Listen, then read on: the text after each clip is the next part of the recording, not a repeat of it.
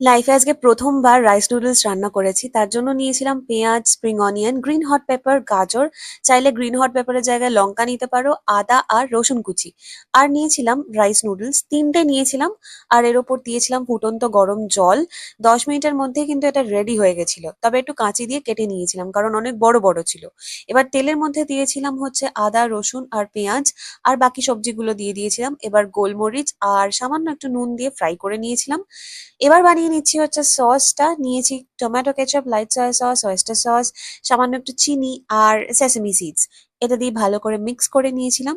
এবার নুডলস গুলোকে অল্প অল্প করে সবজির সাথে দিয়ে মিশিয়ে নিয়েছিলাম, আর তারপর ঢেলে দিয়েছিলাম এই সসটা। সেটাও ভালো করে মিশিয়ে নেওয়ার পরে আমাদের নুডলস কিন্তু একদম রেডি। এর উপরে দিয়েছিলাম সামান্য একটু স্প্রিং অনিয়ন স্প্রিঙ্কল করে, যাতে একটু সুন্দর দেখতে লাগে, ব্যাস ওই আর কি। আর সাথে নিয়েছিলাম লেমন গার্লিক চিকেন। খেতে অসাধারণ হয়েছিল, অবশ্যই কিন্তু বাড়িতে ট্রাই করো তোমরা।